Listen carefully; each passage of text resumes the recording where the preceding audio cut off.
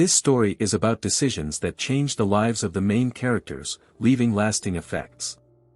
Dive into this gripping tale with unexpected twists and deep emotions. Frank Walker sat alone at a restaurant table, watching people enjoy their meals, take walks, and make phone calls. Despite the festive atmosphere, Frank was lost in thought about a surprising message left by a server. The note warned him about Marc Lavalliere, who might be trying to charm Frank's wife. Frank was shocked and worried when he saw his wife dancing with Lavalliere again. They disappeared from sight, and Frank decided to act. Before he could get up, the music stopped, and he saw them leave the dance floor. He relaxed, thinking Lavalliere would bring his wife back. Instead, they went to Lallia's table and talked with his friends. After a while, Lavalliere left, and Frank's wife, after saying she loved him, headed to the restroom. Frank felt something was off about her declaration of love. Frank stood to follow her but was blocked by Lallia's associates, as the note had warned. Frank's job involved fixing problems for companies, dealing with difficult and corrupt leaders. He often faced threats and bullying but was used to handling such people.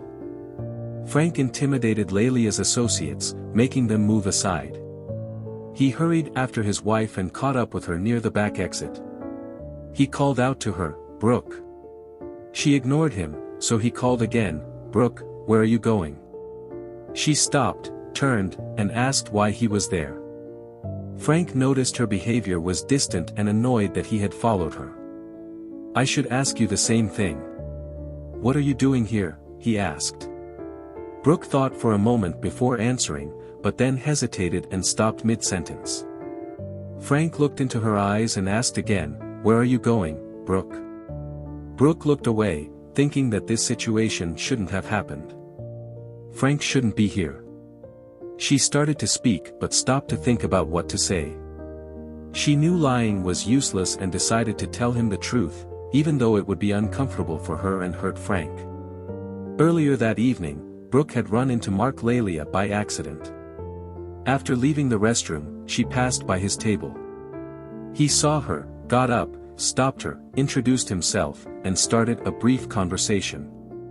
She then returned to her table with Frank and the others. As the party was in full swing, the band began playing their first song. Soon after, Mark approached their table. Everyone was excited to see the local soccer player and sports hero. He was friendly, shook hands with everyone, took selfies, signed autographs, and then asked Brooke to dance. She was surprised and said no, but he politely insisted. The others encouraged her, and Frank didn't object, so she reluctantly agreed. Brooke was nervous but captivated by the experience. She sat with Frank and the guests, thinking about Mark's invitation. She felt torn about leaving Frank to go with someone she barely knew. But the thought of being with Mark excited her. She realized wanting him was different from her usual loyalty to Frank. She had found other men attractive before, but it had never gone beyond that. This night was different. She wanted Mark's attention and to give in to the moment, despite feeling guilty about betraying Frank. Brooke tried to find a justification she could accept morally and hoped Frank would understand. She decided to leave with Mark because he was not just an athlete and local star, but also had a charm and honor that fascinated her. Mark seemed like a romantic dream, and his offer was too tempting. She believed Frank might see it as a unique adventure for her and would support her decision just this once. She thought he might be disappointed but would understand because he was not just her husband but also her best friend. These thoughts comforted her, giving her a reason she could live with and hoped Frank could accept. Deep down, she knew she was driven by Mark's bold approach, awakening a desire she couldn't deny. She decided not to miss out on this thrilling adventure, reminding herself that she had her own needs and desires beyond being Frank's partner. As the birthday dinner ended and the group moved back to the venue for more celebration, Mark invited Brooke to dance again. Frank, clearly annoyed, resisted Mark's persistent requests. Brooke skillfully navigated her husband's objections, agreeing to one final dance because she liked the song. Marc thanked Frank for his patience and led Brooke to a dark corner of the dance floor. There, he asked if she was ready to leave. She laughed and said yes, admitting she was giving in to him completely. As the dance ended, Marc led Brooke back to their table to discuss their departure. He reassured her about her safety and promised to address any concerns Frank might have. Trusting him, Brooke moved to the back exit, ready to leave with Marc. But their plan was interrupted when Frank unexpectedly appeared at the door, revealing a flaw in Marc's plan. He blocked her exit, demanding an explanation. "Brooke, I'm waiting. Tell me where you're going," Frank demanded. Brooke gathered all her courage and replied, "Frank, I'm going with Marc." "Are you going with Marc?" Frank asked, his voice emotionless. "Yes, I'm joining Marc. He invited me to his place," she stated. Frank remained calm, asking why she was going to his house and avoiding the front door. "Frank, this is too complicated to explain right now. I'll call or text you later to explain, but for now, I must go. Marc is waiting," she explained. Frank, still calm, refused to let her pass and insisted on understanding her intentions immediately. "Oh God. Frank, please, let's not make a scene. Just let me go and I'll explain everything later," Brooke pleaded. "No, Brooke, I need you to explain to me what's happening right now," Frank insisted, raising his voice. Faced with Frank's persistence, Brooke became defensive, retorting, "Frank, you don't control me. Move aside and let me go." "No, Brooke, you are my wife and you're not leaving until you explain your actions," Frank countered. Realizing Frank's determination, Brooke knew she needed to reveal her intentions. With a nervous sigh, she began, "Frank, I know this sounds awful, and I can't believe I'm doing this, but I'm going to Marc's to spend the night." She quickly added, "But, Frank, it's only for tonight and he'll bring me back tomorrow." Frank didn't immediately respond. It took him a few moments to process what his wife had just told him. Finally, he replied angrily, "No, Brooke, you will not spend the night with Marc. You're not going to a sleepover, are you? You're planning to be intimate with him, aren't you?"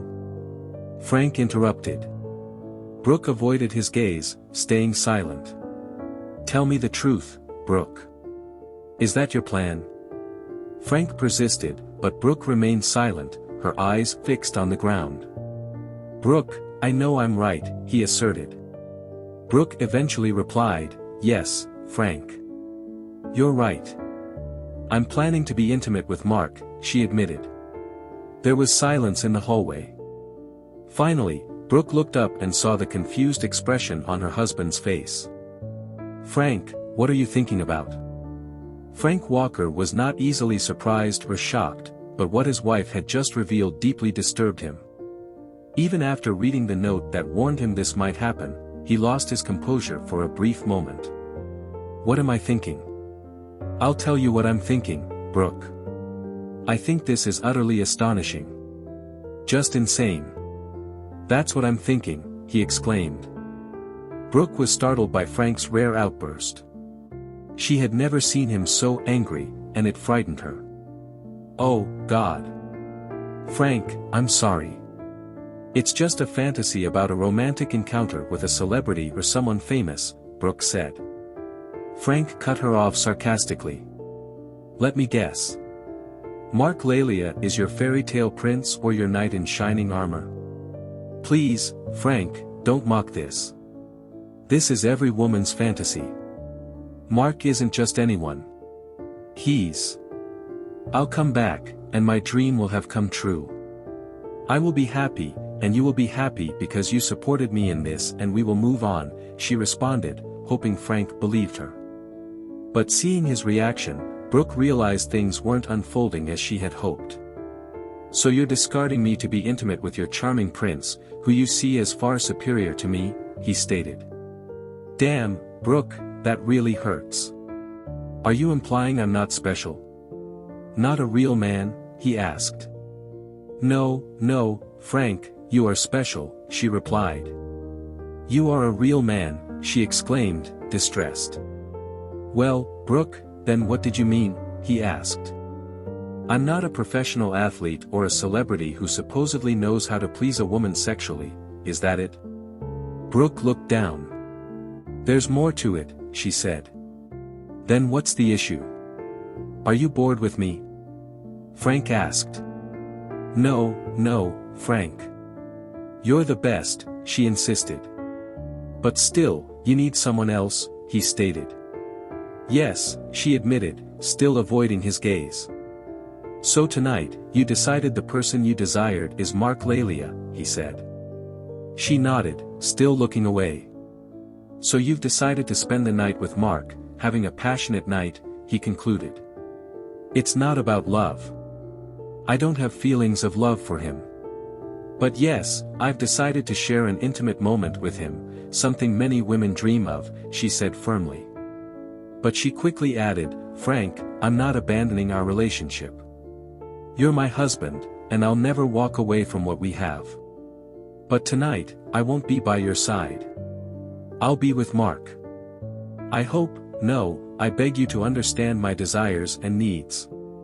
Please, Frank, let's not make this a dramatic ordeal, she pleaded. Frank took a deep breath. Why, Brooke? Why do you believe I should be okay with you sleeping with another man and then returning to me as if it's nothing, he questioned. It's because you've always been open with me, and you've consistently respected my feelings, desires, and needs. I trust that when you see how important this night with Marc is to me, you'll manage your frustration and approach it calmly and maturely, she explained. Can I deal with it? Can I actually cope? Please explain how I'm supposed to come to terms with the fact that tonight you'll be in Marc Lavalliere's bed. How am I to face tomorrow when he brings you back, knowing you spent the entire night together? How can I look at you knowing you've been with someone else, he asked. Frank, I don't have an answer for you. I just hope you can figure this out and we can continue with our lives. I know you're upset with me, but can't you see how crucial this experience is for me, she questioned. Brooke, you're asking me to swallow my pride and accept your fling with Lavallieere, Frank remarked. This isn't a fling, she yelled. And no, Frank, I don't expect you to be okay with it. I'm asking you to understand my feelings and needs and to accept them because you love me. Because you're my best friend and soulmate. And you want me to have this unique experience, which I might never have again. Frank, this is my plea to you, dear, she said. Frank thought about Brooke's request. He struggled to understand how she could expect him to accept her being with Lavallieere. The more he thought about it, the clearer it became that she didn't understand the seriousness of her actions and their impact on him and their relationship. She seemed lost in a fantasy inspired by her interaction with Lavallieere. That evening, he felt compelled to snap her back to reality. Brooke, what do they call a man whose wife sleeps with another man, he asked. Brooke struggled with the term. Exactly, Brooke. They call him a cuckold, a man whose wife is involved with another man for pleasure. But I refuse to be made a cuckold by you and Marc Lavallieere, he said firmly. Tears filled Brooke's eyes as she faced Frank. So you're not going to stop me, she asked. No, Brooke, I won't interfere. You're an adult and capable of making your own choices. Whether you go through with this or not is up to you. If you believe this is what you need, then go ahead. Spend the night with him. Indulge in what you call love and intimacy, he said. I won't block your path, Frank interjected. I've already said this isn't about love. I don't love him. I love you, Frank. It's just physical. I'm attracted to Marc physically, not emotionally, Brooke insisted. So you're saying there's a difference between love and physical attraction? Frank asked. Yes, Frank. I'm spending time with Marc because of physical attraction. But I'll come back to you because of our love. You're my husband, my best friend, my soulmate. What we have is more than just physical, she reassured him. I won't argue about the difference between love and physical attraction with you, but as I've said, I won't stop you, Frank repeated. Brooke stared at Frank, wondering if he truly understood her. "If this is really what you want, go ahead." "But," Frank paused, "before you go, we're ending our marriage right now." Brooke panicked. "What do you mean?" "I mean that once you leave, our marriage is over. We'll take off our rings and get divorced. The formalities can come later," he said. Brooke wept bitterly. "Are you serious? If I spend just one night with Mark, you'll end our marriage?" "Absolutely," he confirmed seriously. Brooke transitioned from panic to anger as she realized her justification for spending the night with Mark was falling apart. "I won't agree to a situation where you sleep with Lelia and then we continue our lives as if it's nothing," he stated. "So my feelings and needs mean nothing to you," she remarked sarcastically. "Brooke, you were ready to leave without any explanation. If I hadn't stopped you, you'd be on your way to Mark's place now. Clearly, my feelings mean nothing to you." "Why should your feelings matter to me?" he questioned. The gravity of her choice struck Brooke. "Oh my goodness, Frank, I'm so sorry. I never thought about it," she said. "Damn it, Brooke, don't say you didn't think about it because you did. All I could think about was you getting ready for Lelia and the things he had planned for you," Frank began. "You certainly didn't consider my perspective." "Oh, God, Frank, please believe me. I never intended to leave without telling you where I was going. I planned to message you once I got to Mark's," she explained. "And message me? Really?" Frank laughed. "So while you're in bed with Lelia, you'd message me?" "Frank, I left the party to be with Mark, so I won't be home tonight. Good night and see you tomorrow." "Is that it?" Frank mocked.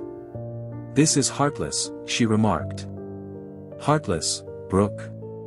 It's heartless and unbelievable that you decided to leave me, your husband, your best friend, your soulmate, to spend the night with a man you just met," Frank said. Brooke sobbed. "What's truly heartless is your expectation for me to tolerate it as if it's insignificant."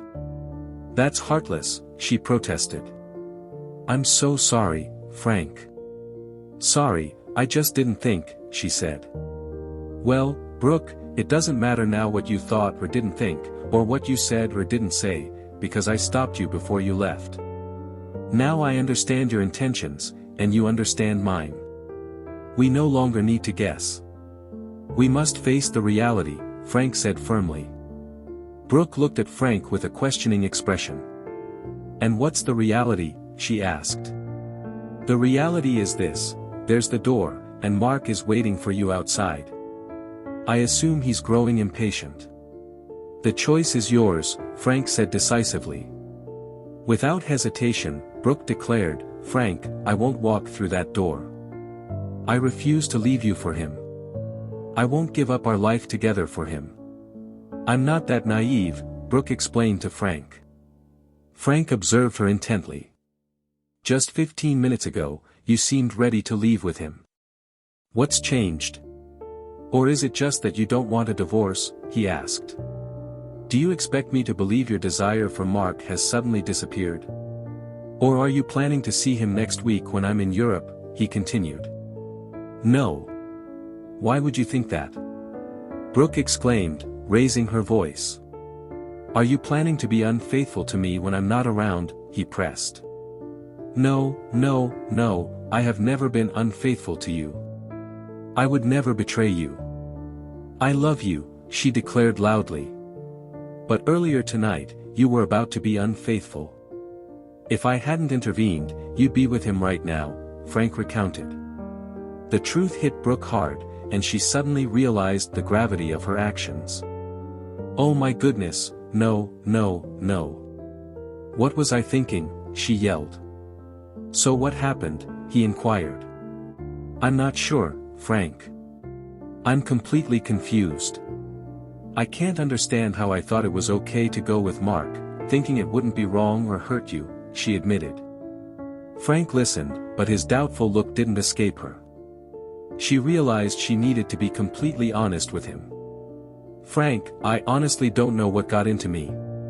It all started when Marc came up to our table asking me to dance and led me to the dance floor. He was so bold and insistent, constantly expressing his desire for me and how much fun it would be to be together romantically. Then he held me close, kissed me, and started to touch me.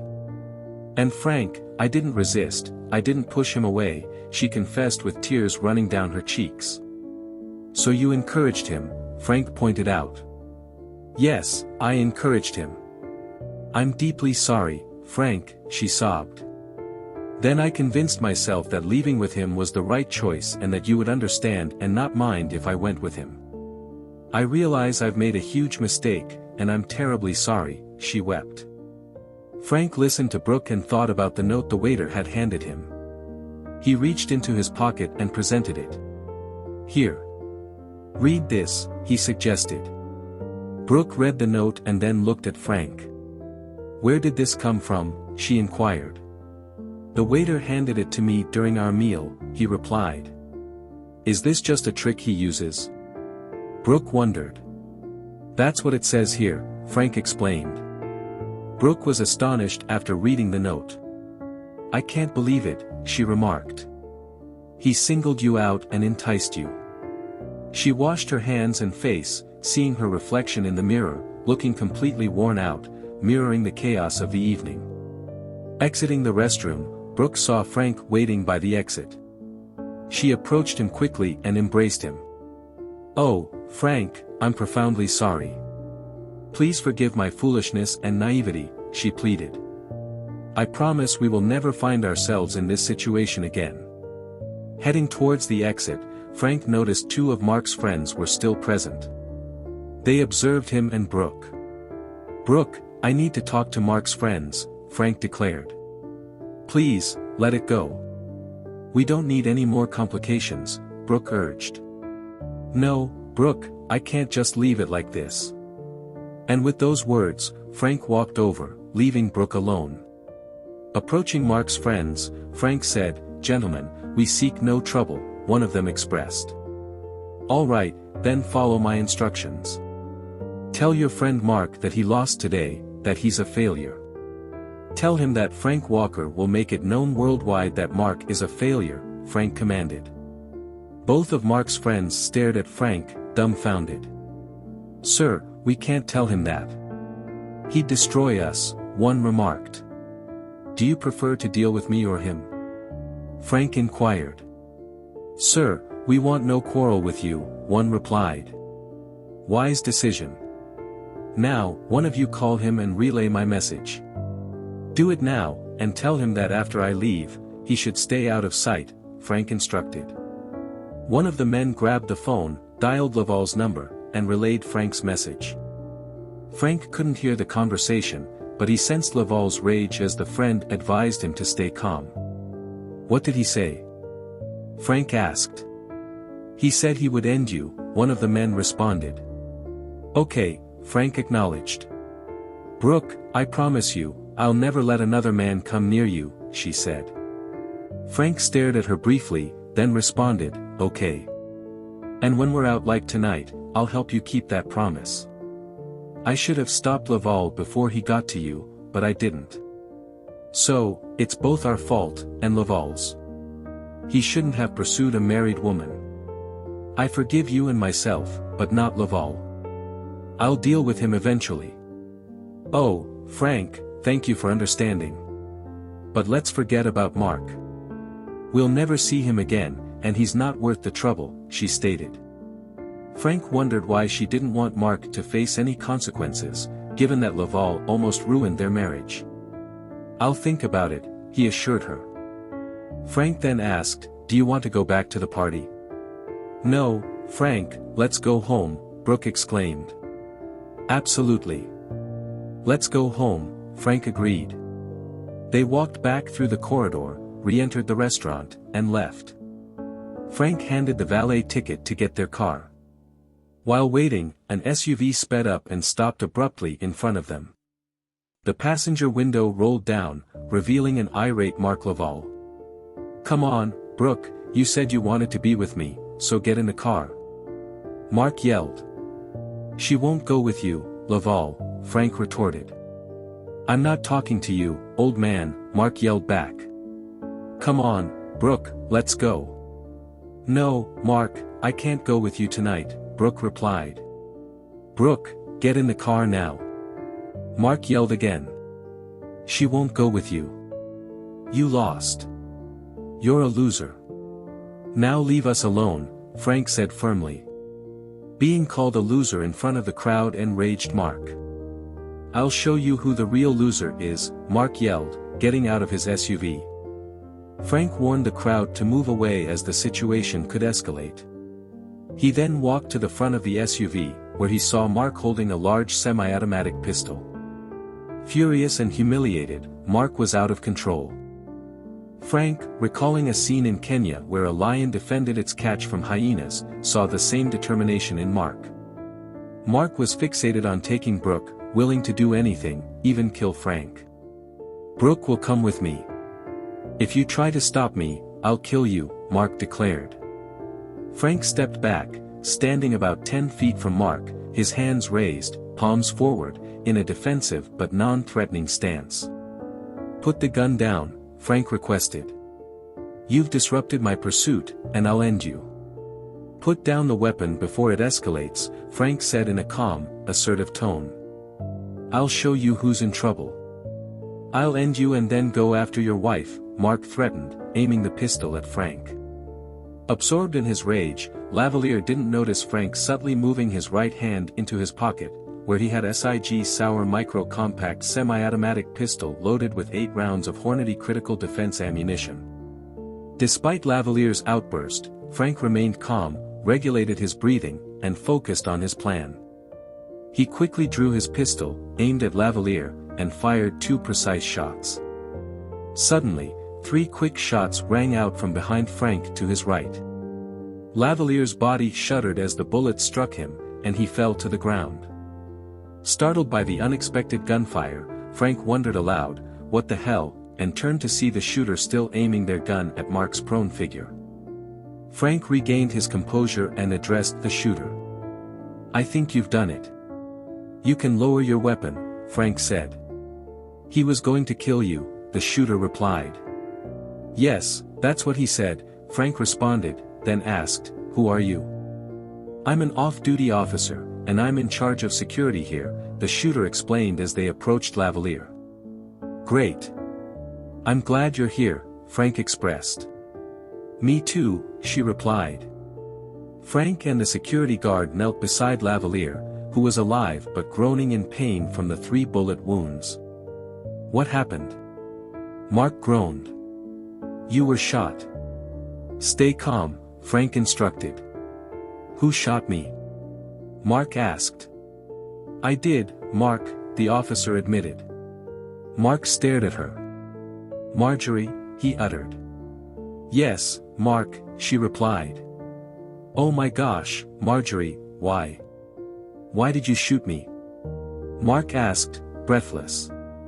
Because you were about to kill this man, Marjorie explained. Marc was panting heavily and bleeding profusely. Oh God, it hurts so much. Please help me. I've called an ambulance. They're on their way. Stay still and hang on, Marjorie instructed. Marc gasped for breath. I didn't mean to kill him. It was just a joke, he said, struggling to breathe. Pointing a gun and threatening someone is no joke, Marjorie retorted. Marjorie, you know it was a joke, he said weakly. Marc, how many times must I tell you that your joke could get you killed, she replied. I understand, but it was just a joke. I was just joking, he wheezed. Oh God, I'm so cold. Why am I so cold? Then he looked at Frank and pleaded, please, sir, I'm really thirsty. Could you get me some water? Frank turned and asked the bystanders to get water for Lavalliere. Marc was losing blood rapidly, and Frank realized that even if the paramedics arrived immediately, there was little chance of saving him due to the severe blood loss. Marc continued to plead for help, but then grew silent, weakened by the blood loss. After a few more moments, his breathing ceased. Frank checked for a heartbeat, but found none. Marc Lavalliere had passed away. It was past 11:30 p.m. when the authorities allowed Frank and Brooke to leave the restaurant and bar. They, along with other witnesses of the altercation and shooting, were interviewed by law enforcement detectives, special agents, internal affairs, and even an assistant prosecutor. Frank and Brooke recounted their interactions with Marc Lavalliere, and Frank publicly supported the off-duty officer's action to shoot Lavalliere, stating that she had saved his life. After a night that started with a birthday celebration and ended with being involved in the death of a local sports celebrity, Frank and Brooke were heading home. They traveled in silence for a while until Brooke finally spoke. "Frank," she began. "Yes," he replied. "Are you upset that you didn't kill him?" she asked without hesitation. "Yes," Frank admitted. Brooke considered his quick and clear answer, sensing his anger. Frank was frustrated and angry that the situation with Lavalliere ended with a female security officer shooting him. When Marc confronted them outside the restaurant, Brooke thought it was Frank Walker's challenge to handle, and she knew it wouldn't end well for Marc Lavalliere. Marc was young, arrogant, and had a gun, while Frank was a seasoned strategist. Frank was angry that Marc, acting childishly, tried to take his wife in front of him. Brooke knew Frank had a gun and had lured Marc into a situation where he might kill him, calling Marc a failure to provoke him. Marc took the bait, sealing his fate. Brooke felt guilty because she believed Marc's death was her fault. If Marc hadn't chosen her, and she hadn't agreed to go with him, he would still be alive. But an off-duty police officer shot Lavalliere, thinking she was protecting Frank, which prevented Frank from killing Marc and spared Brooke the pain of knowing her husband was the killer. "I'm glad you didn't kill him," she confessed. "Why?" Frank asked. "Because it's better that the officer did," she explained. "Do you mean because of the police and the media?" Frank pressed. "Yes, the press would have sensationalized it," she added. "It would have been a straightforward case of self-defense. He was aggressive, had a gun, and threatened my life. I would have had no choice but to defend myself," Frank explained. "Yes, but the press would question why you killed him instead of injuring him," she responded. "That's their job, but he was a lethal threat. For my safety, self-defense meant a decisive action," he countered. "Oh," she muttered, thinking over his words. "It will still be a media mess. Even though I didn't kill him, we'll face scrutiny," Frank shared. "And they'll blame me," she acknowledged. "Yes, they will. So be ready for that. Our lawyer will help, but the media will suggest his death is linked to us. We might face legal issues, but don't worry. We'll handle them. After all, he attacked us and threatened me, making us the victims," Frank explained. He reminded her, remember, he was a beloved football player and a local hero. In the media's eyes, he can do no wrong. Understand that for a while, all we will see in the press is the tragic story of poor Marc Lavalliere, portrayed as a victim of a jealous husband, leading to his death by a security officer. However, eventually, the true story of Marc Lavalliere will come out, and the media's frenzy will die down, losing interest in a sports icon known for seducing married women. "I wish for all of this to just go away," she said. "In time, it will," Frank assured her. They continued their drive in silence until Frank asked a provocative question about her potential regrets over missing a night of passion with Marc. Brooke, taken aback and offended, glanced at him in disbelief. After a brief pause, she firmly said, "No, absolutely not." This was the denial Frank expected. A simple "no" would have seemed genuine. However, the extended silence, her eyes, and her words revealed her true feelings. She was reflecting on the loss of her fantasy and trying to hide her disappointment from him. Yet, her gaze and tone betrayed her. Frank understood that the encounter had rekindled her sense of being more than just a wife, showing her she could seek pleasure outside her marriage. While they danced, Lavalliere talked about desires often left unspoken, even between spouses. His words sparked her curiosity. Lavalliere convinced her that the best way to explore these desires was with someone who had no emotional ties to her, someone experienced who could guide her. Thus, the groundwork for betrayal was laid, and Frank was aware of it.